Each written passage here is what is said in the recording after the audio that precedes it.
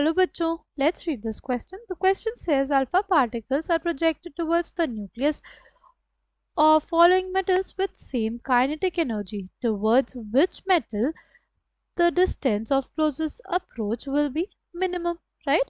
Option A is copper, Z is equals to 29. Option B is silver, Z is equals to 47. Option C is gold, Z is equals to 79. Option D is calcium, Z is equals to 20. Right? The key concept for this question is distance of closest approach. Right? See, हमारे पास अगर कोई source है, right, हमारे पास क्या हो, हमारे पास हो कोई सोर्स. सोर्स क्या एमिट करेगा? सोर्स एमिट करेगा अल्फा पार्टिकल, राइट. इस अल्फा पार्टिकल के पास कुछ क्या होगी? काइनेटिक एनर्जी होगी. ठीक, ये हमारे पास है न्यूक्लियस, राइट. अल्फा पार्टिकल कैसा चार्ज होता है इसके ऊपर? पॉजिटिवली चार्ज होता है, और न्यूक्लियस भी हमारा पॉजिटिवली चार्ज ही होता है. तो अल्फा पार्टिकल अगर हमारे न्यूक्लियस के तरफ मूव करेगा तो वो एक सर्टेन डिस्टेंस तक ही जा पाएगा, क्योंकि हमारे पास दोनों ही क्या है? पॉजिटिवली चार्ज हैं. दोनों पॉजिटिवली चार्ज है तो उनमें क्या हो सकता है? रिपल्शन हो सकता है, राइट. तो वो सर्टेन डिस्टेंस जिस तक हमारे पास अल्फा पार्टिकल जाएगा उसको हम लोग क्या कहते हैं? उसको हम लोग बोलते हैं आर नॉट, या उसको हम लोग बोलते हैं distance of closest approach, right. ये जो अल्फा पार्टिकल है ये पॉजिटिवली चार्ज है, जो न्यूक्लियस हमारे पास वो पॉजिटिवली चार्ज है, दोनों में रिपल्शन लगेगा. इस वजह से जो अल्फा पार्टिकल है वो न्यूक्लियस तक पूरी तरह से टकरा नहीं सकता, राइट. वो सर्टेन डिस्टेंस तक ही जा पाता है, और जिस डिस्टेंस तक जा पाता है उसी को हम लोग बोलते हैं, हम लोग क्या बोलते हैं? उसको बोलते हैं distance of closest approach, right. अब यहाँ पे लगाएंगे हम लोग कंजर्वेशन ऑफ एनर्जी का फॉर्मूला, राइट. अगर बात करते हैं हम लोग सबसे पहले initial potential energy plus initial kinetic energy, कि इनिशियल पोटेंशियल एनर्जी हमारे पास क्या हो जाएगी? 0 हो जाएगी. काइनेटिक एनर्जी कितनी हो जाएगी? वो हो जाएगी half m v square. Next हम लोग क्या देखेंगे? नेक्स्ट देखेंगे potential energy, final potential energy and final kinetic energy, right. देखो, जिस तरह से हमारे पास अल्फा पार्टिकल जाएगा इनिशियली तो हमारे पास उसके पास काइनेटिक एनर्जी रहेगी, पर धीरे धीरे उसकी काइनेटिक एनर्जी क्या होने लग जाएगी? कम होने लग जाएगी, राइट. वो वर्क करने लगेगा ना, वो मूवमेंट में क्या करेगा? वर्क करेगा. इसकी वजह से उसकी काइनेटिक एनर्जी कम होती जाएगी, राइट. एक टाइम ऐसा आएगा जो काइनेटिक एनर्जी उसकी कितनी हो जाएगी? उसकी 0 हो जाएगी, ठीक. और पोटेंशियल काइनेटिक एनर्जी जाएगी कहाँ? किस में बदल जाएगी? पोटेंशियल एनर्जी में. और पोटेंशियल एनर्जी इज बेसिकली के Q1 Q2 बाय R, ठीक. तो हमारे पास जब जो इनिशियल काइनेटिक एनर्जी है वो बराबर हो जाएगी किसके? वो बराबर हो जाएगी हमारी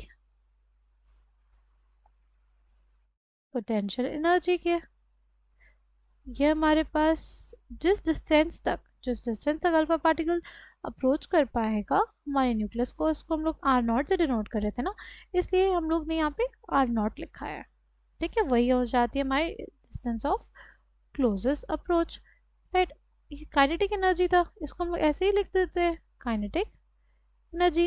इसको हम लोग डिनोट कर देंगे के ई से, ठीक, इज इक्वल्स टू के Q1 Q2 bye R not. Q1 क्या है? Q1 हमारे पास हो जाएगा चार्ज ऑफ अल्फा पार्टिकल, वो कितना? 2e, ठीक. अगर बात करते हैं Q2 की, Q2 कितना हो जाएगा? वो हो जाएगा प्लस Z इंटू ई, राइट. देखो, एक प्रोटॉन पे चार्ज कितना होता है? प्लस ई होता है. अगर हमारे पास हमें निकालना है कि कितना टोटल प्रोटॉन्स पे चार्ज होगा, राइट, किसी पर्टिकुलर एटम की, किसी पर्टिकुलर एलिमेंट के, तो उसमें जितने प्रोटॉन्स होंगे, राइट, उसको मल्टीप्लाई कर देंगे उसके चार्ज से, राइट. जैसे अगर हमारे पास है सोडियम, राइट, सोडियम में कितने प्रोटॉन्स हैं? 11. तो इसके लिए Q2 कितना हो जाएगा, वो हो जाएगा 11 इंटू ई, यानी जितने इसके नंबर ऑफ प्रोटॉन्स है, राइट, उसके जितने नंबर ऑफ प्रोटॉन्स है उसको मल्टीप्लाई कर देंगे ई से। नंबर ऑफ प्रोटॉन्स किसके बराबर होता है, एटॉमिक नंबर के।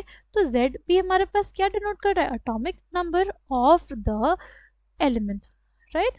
तो हमारे पास क्या आ जाएगा, हमारे पास आ जाएगा के E is equals to k 2e into Z E by R not.